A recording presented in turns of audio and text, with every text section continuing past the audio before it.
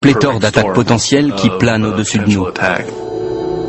Ce qui nous inquiète, c'est que le Stormworm a contaminé un grand nombre d'ordinateurs, qui, ensemble, constituent une sorte de super-ordinateur géant.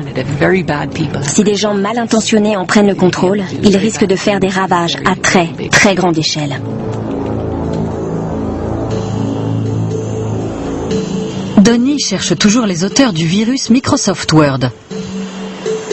Il demande à son contact si les Russes sont dans le coup. Il récupère des dessins et des plans auprès de sociétés qui fabriquent des missiles, qui font de la sous-traitance pour l'armée. Non, nous on ne fait pas ce genre de choses. D'autres oui, mais moi je suis pas au courant de ça. Tu ne sais rien du virus Microsoft Word? On m'a dit que les Russes l'utilisaient. Les Chinois, oui. Les Chinois ont la technologie. Ce sont eux qui font ce genre de choses. Ce sont eux qui visent le pactole. Le pactole. Ouais.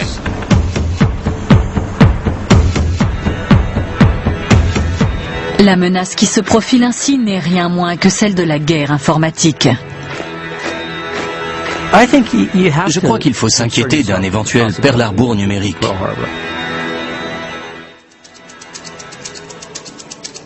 En avril 2007, l'Estonie s'est brutalement retrouvée dans le camp des perdants d'une bataille contre le plus grand pays du monde.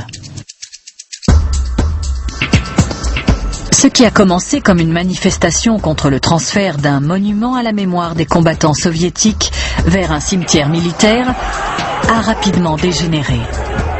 Des émeutes ont éclaté et des pirates russes ont déclenché ce que certains ont appelé la première guerre informatique mondiale. Ce qui s'est passé en Estonie a été une cyberattaque de grande envergure. Quelqu'un a essayé de s'en prendre au pays, à son gouvernement, à ses organisations financières. La guerre informatique. Un concept terrifiant et jusqu'à une date récente, hypothétique. L'Estonie était particulièrement vulnérable car elle figure parmi les pays dans lesquels l'usage de l'Internet est le plus répandu. Plus de 78% des citoyens estoniens utilisent la banque en ligne. Dans un pays où la plupart des gens utilisent ce service, attaquer l'Internet a de quoi inquiéter beaucoup de monde. Au point que les gens se demandent si leur argent est bien toujours à la banque, même s'ils n'y ont plus accès. En quelques minutes, les pirates isolent les banques, mais ils frappent aussi la télévision, les journaux et les institutions gouvernementales.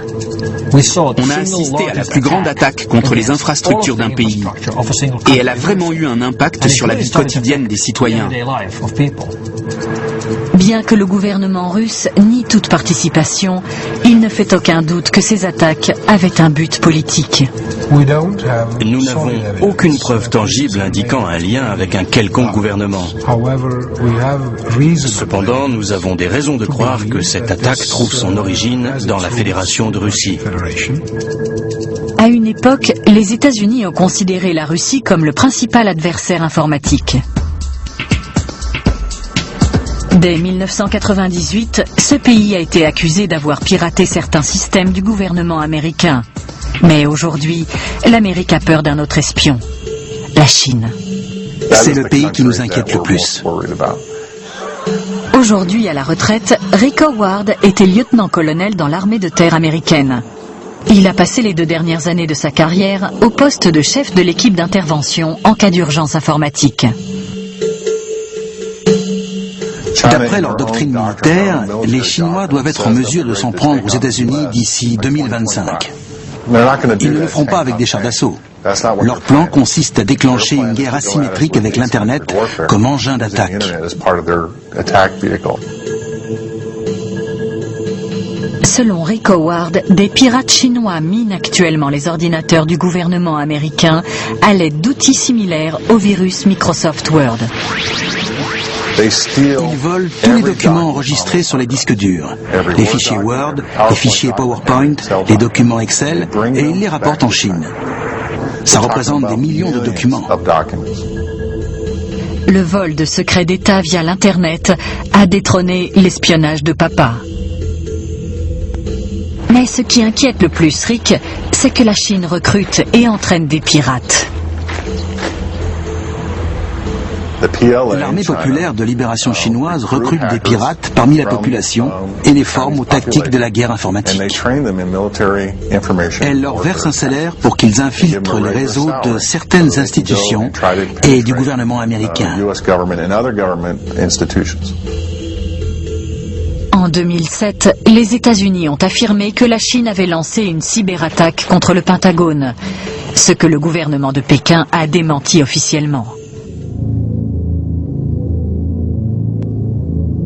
Dans quelle mesure sommes-nous vulnérables à une cyberattaque et que signifierait-elle?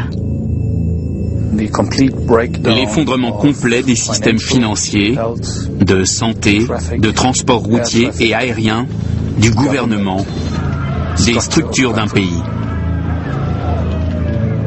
Il faut s'inquiéter d'un éventuel Pearl Harbor numérique. Il est toujours possible qu'un groupe terroriste lance une attaque de déni de service très efficace. Les gens doivent impérativement comprendre que ce qui se passe dans le cyberespace est quelque chose qu'il faut prendre au sérieux.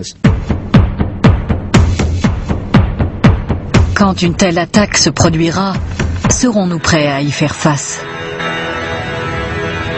Donny renonce à chercher les auteurs du virus Microsoft Word. D'après lui, c'est trop risqué. Il ne s'agit plus de chapeaux noirs, de gamins ou de jeunes amateurs, mais d'un effort coordonné de la part du gouvernement chinois, non seulement contre les États-Unis, mais contre l'Occident en général. La prime ne lui paraît plus aussi alléchante. Le pourcentage de réussite est très faible selon moi. Et en bon chapeau gris, il s'intéresse déjà à autre chose. Pour qui travailles-tu maintenant, Donny? Sans commentaire. Très bien.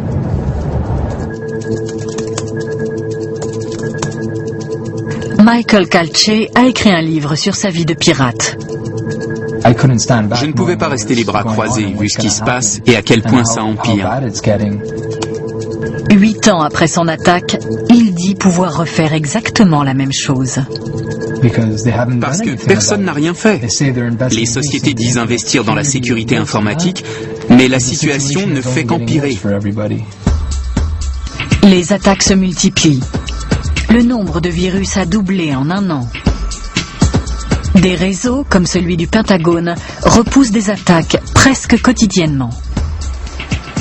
La sécurité informatique représente-t-elle une menace pour les infrastructures critiques des pays du monde? Bon, ça ne fait aucun doute.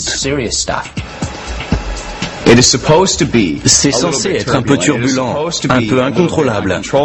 Mais pour avoir cette ouverture et cette liberté, il faut faire face aux menaces.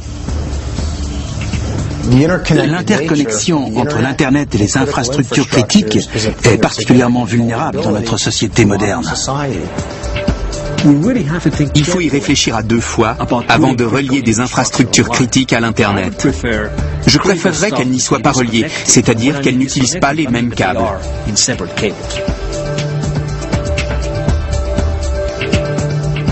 De plus en plus d'aspects de notre vie quotidienne passant par l'Internet, il est impossible de nier l'enjeu. Le résumé de la commission d'enquête sur les attentats du 11 septembre 2001 a conclu que les autorités n'avaient pas imaginé un tel acte. Évitons que notre imagination ne commette à nouveau une erreur.